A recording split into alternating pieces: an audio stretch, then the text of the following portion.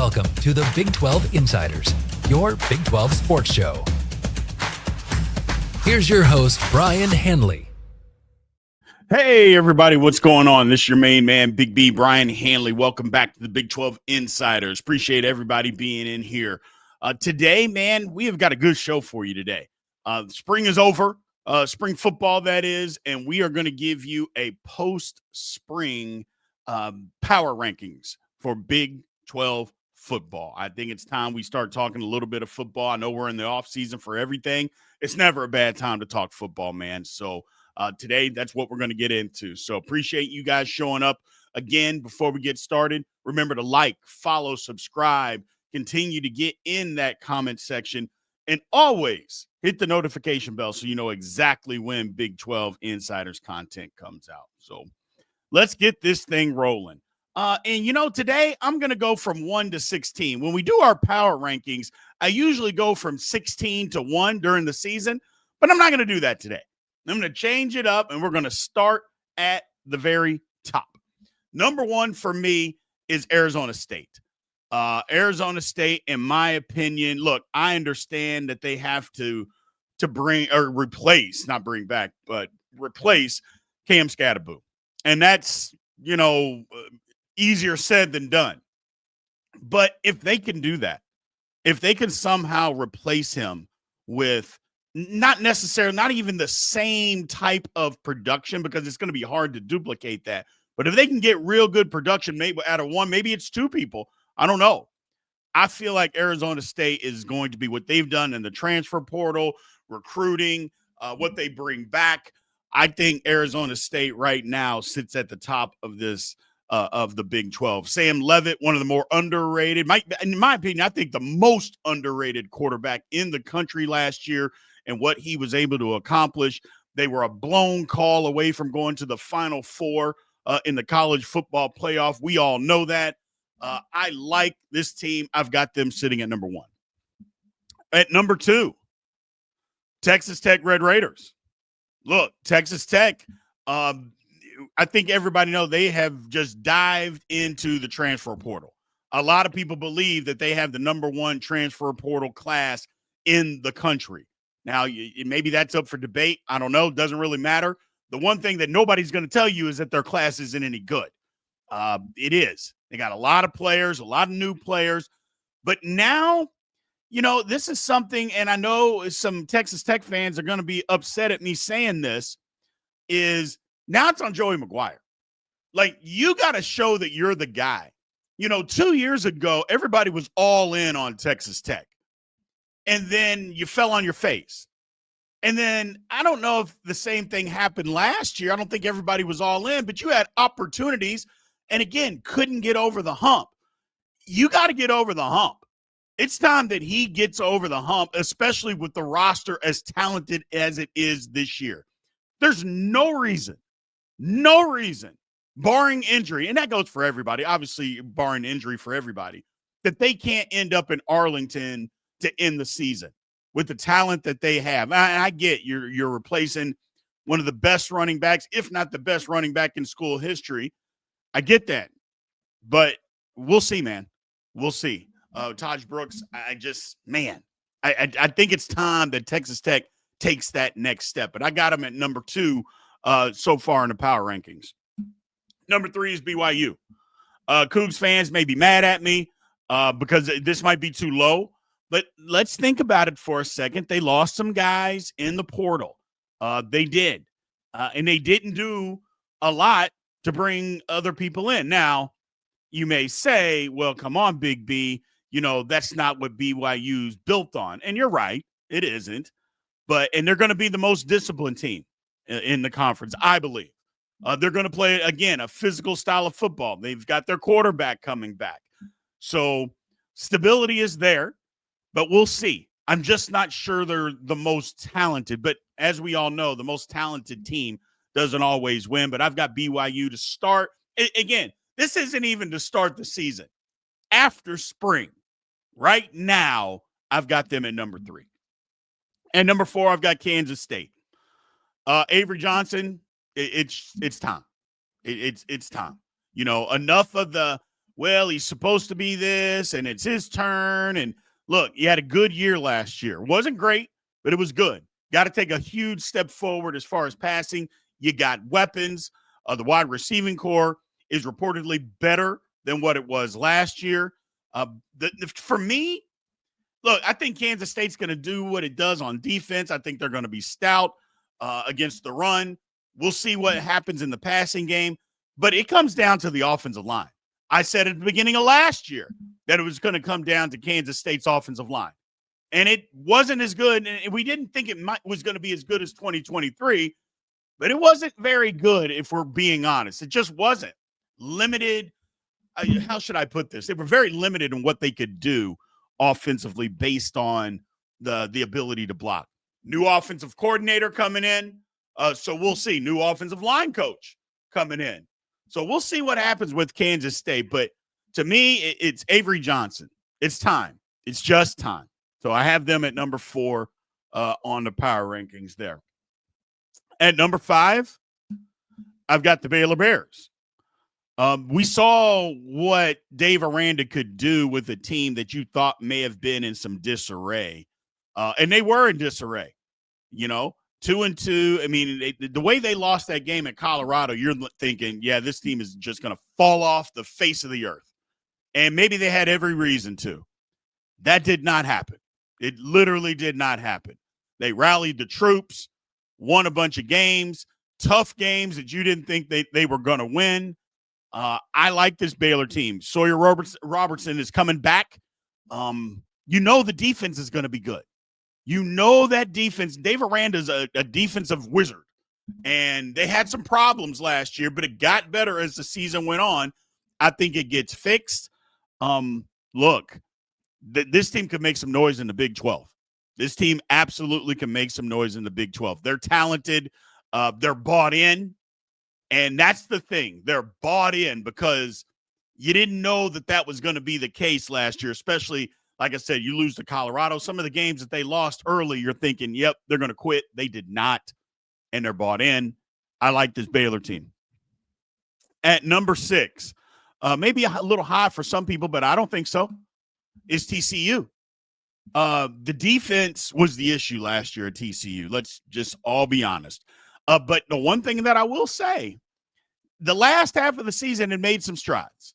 It got better. If it can continue down that path and continue to get better defensively, 9 wins is not out of the question for TCU. It's not.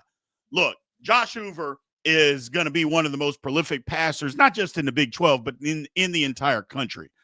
He's starting to get some outside Heisman talk. I think it's legitimate. Now they got to replace a lot outside. You're getting 2 guys outside that got drafted, so you got to replace that. But having said that, I think they have the team, the recruiting, the transfer portal. They do a good job in that.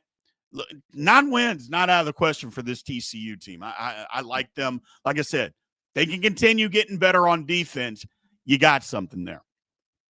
Next up on the list, I've got Iowa State. Look, Iowa State, I mean, the production that they lost outside as far as wide receivers is crazy. Because that's my question, is like, who are going to be the playmakers on the outside? I'm sure Iowa State fans will be able to answer that question, but they're unproven at this point. They're just unproven. The defense, is going to be there. They lost a couple of guys, don't get me wrong, but the defense is going to be there for Iowa State. It's just they don't do a ton in the portal, and they didn't do a ton in the portal, and they lost some of these guys. Now, I get it. Iowa State's not a team that lives in the transfer portal. They're a developmental program where they get guys, they develop them, and they come up and play. I get that. But sometimes you have to use the portal to plug in, plug and play, and they just, in my opinion, they didn't do enough. I may be wrong. That's okay. But I thought they could do a little bit more. But again, it's a developmental program. They know it clearly better than I do. We'll see what happens, but I got them 7 right now. Next up, the Utah Utes. Now, here's the thing about this Utah team. We could be looking at this at the end of the season, and we could say, you know what? You knew the defense was going to be there. We just had to fix the offense. We fixed it, and that's why we're in Arlington. That's where the ceiling for Utah is. They could end up in the Big 12 championship game. Now, I don't think they're going to, but that is the possibility for this Utah Utes football team. They can absolutely end there because, like I mentioned, the defense is going to be there. I get they've lost some guys, but the defense is definitely going to be there. Devin Dampier, and I believe that's how you pronounce his last name, transfer quarterback. That was a problem. We've known that. Quarterback, the last 2 years. I mean, Cam Rising hurt. Inconsistent is being nice, talking about their quarterback play over the last 2 seasons. They got to be able to fix that. They got to be able to fix it. He might be the guy, and everybody in Salt Lake City is telling you that he is the guy. Well, if he is, and they've got some playmakers, if they can get that thing fixed, man, I'm telling you, look out for Utah. Look out for Utah. Next up, we've got the Kansas Jayhawks. Look, it just didn't mesh with the new, and now he's the old offensive coordinator, Jeff Grimes. It just didn't mesh. They didn't work. Him and Jalen Daniels did not work out. And Daniels struggled mightily throughout much of the season last year, just up and down, inconsistent. It was also inconsistent play calling. You knew your quarterback was struggling. You're running the ball very well, and you just wouldn't run it. You just kept trying to throw the football. Didn't make sense to me. Bringing a new offensive coordinator who's been there a little bit, meshes well with Jalen Daniels. We'll see what happens. They did a ton in the transfer portal. We'll see what happens with Kansas. Their main problem last year, other than the quarterback play, they couldn't finish games. And you might say, well, that's a defensive problem. Okay, maybe it's a defensive problem. Maybe it's a conditioning problem. But if they can fix, the ability to just finish football games, if they can do that, I don't know why they can't win 7 or 8 games. I don't see that being a problem at all. Maybe more. Who knows? But the bottom line is they got to learn to finish football games. That was something that they just couldn't do last season. Moving on, number 10. Colorado Buffaloes. Look, we know what Coach Prime is about. They've turned over that roster again. So it's hard to say exactly, with new guys coming in, how it's all going to mesh together. New quarterback coming in from Liberty. Who knows, man? I mean, look, Caden Salter is a pretty good quarterback from Liberty. The system, I think we all know what the system is. It comes down to, can they find a running game on offense? If they can't find a running game and they can't protect the quarterback, it isn't going to matter again. It's not going to matter. Look, you don't have Travis Hunter there to try to bail you out. I mean, they had a plethora of really, really good receivers other than Travis Hunter as well, and it could bail you out. Plus, Shedeur Sanders was outstanding last year. Forget where he got drafted. Let's talk about how he played football. He was outstanding last year for the most part. So if the line can't protect and they can't run the football, it's going to be the same old in Colorado. At some point, that has to change. At some point, Coach Prime has to make an emphasis on running the football and being more physical up front. If he's not going to make that a priority, it's never going to get better. It's never going to get better. You can't be lackluster in the trenches and think you're going to do something. That is not how this thing works in college football. Moving on. Number 11, Oklahoma State. Now, here's the thing about Oklahoma State. They got rid of everybody. They made coaching changes, cleaned house, too deep, cleaned house. Basically, the only person that stayed was Mike Gundy. Now, to me, that's a good thing because you guys know how much I respect Mike Gundy and how good of a coach that he is and has been. So I like the change that they made with all of it. Just, hey, we need a fresh start. We got sour. Maybe we got fat on success. Well, now we got to make a change. Well, they did that. I mean, they're basically starting from scratch but they believe they still have a winning formula. And that's the whole thing. If you got a winning formula, Sometimes you got to make in-house changes, players, coaches, whatever.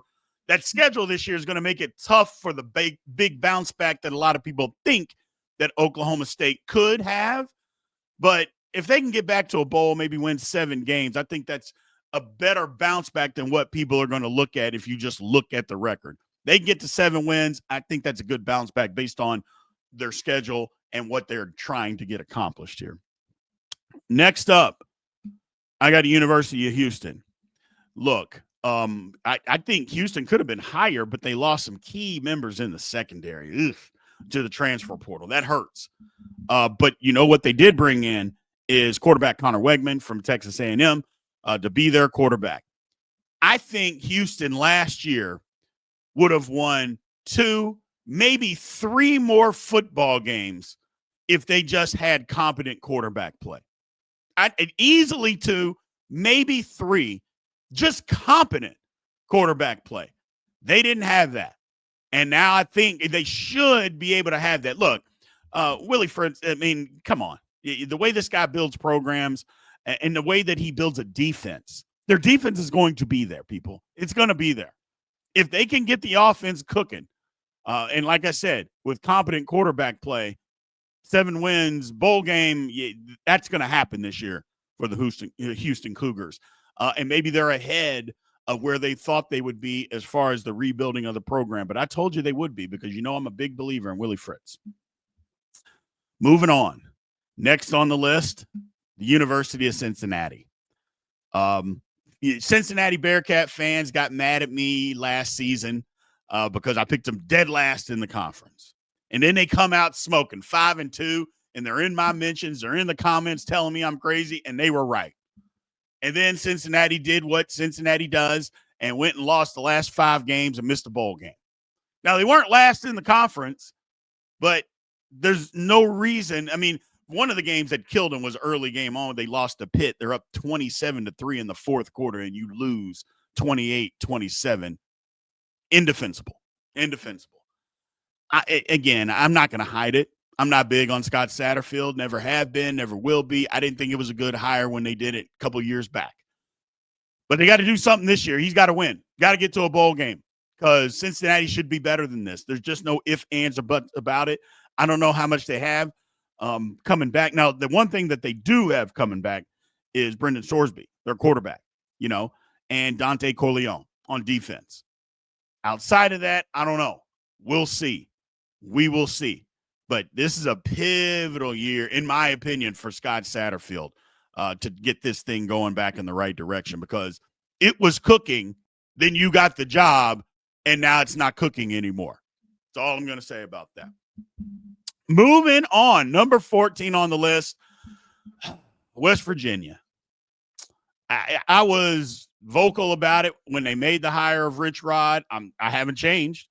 I thought it was a desperate hire. I thought it was a terrible, terrible hire. It was a desperation hire that West Virginia fans, alumni, everybody involved, I think West Virginia was better than but actually making a desperation hire. I think they're better than that.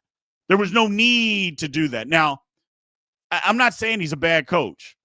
I'm just saying I thought West Virginia could have done better. And it's going to take a couple of years. This year, the roster is what it is. You know how that is with coaching changes. We'll see. I'm rooting for West Virginia because they have passionate fans, a very passionate fan base that understands football. But it's going to be a struggle this year. It's going to be a struggle. And like I mentioned, I'm just not sold on the hire. Hopefully, he proves me wrong. So, moving on, number 15, UCF. Now, this is another one of those coaches that came back to their university. Scott Frost, I like the hire. And the reason being is because Scott Frost never really wanted to leave. Like, he left kicking and screaming, where Rich Rod ran out the door at West Virginia, and a lot of people would say he ran out the back door at night. Scott Frost cried walking out the front door, looking back, didn't want to leave, but had to go, alma mater, all that good stuff. But now he's back. And I think now it's going to take a while. Gus Malzahn did a number on that roster. Lord have mercy. And when new coaches, transfer portal, But Scott Frost did an amazing job the first time building relationships with high school coaches in Florida. Taps back into that. Give it a year or two. UCF will be back. They will be back. I'm not saying they're going to get to the heights and win the Big 12 in a couple of years, but it's not out of the realm. But this year it's going to be a struggle. So they're at 15. And then last, but maybe least, is Arizona. I mean, what are we going to say? Look, Noah Fafita, great quarterback, got decimated by the transfer portal. And quite frankly, I think Arizona has a head coach that, number one, he's in over his head. And two, I'm not sure that he's really even interested in coaching, man. I'll be honest. It didn't make sense when they made the hire, but they did last year. Like I said, there's pictures of him 45 minutes before the game out in the tailgate area with alumni. I'm like, what in the hell is going on here, man? It's like he's in over his head. The hire was bad. Doesn't look interested. I feel bad for Arizona Wildcat fans, but I feel like if it doesn't go the way that it needs to go this season, that there may be a change coming. Again, I don't root for people to lose their job. That's not my thing. I don't do that. Having said that, I just don't think he's going to keep it because Arizona knows they can be better. And you guys know my philosophy. It's one thing to make a mistake. It's another thing to live in the mistake.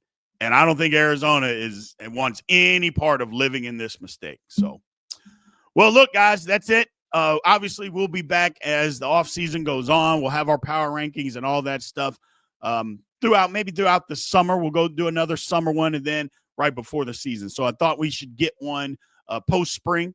Appreciate everybody being in here. Thank you guys for taking the time, and we will talk to you tomorrow. Thank you for watching the Big 12 Insiders, your Big 12 sports show. This has been a Spirit Street production.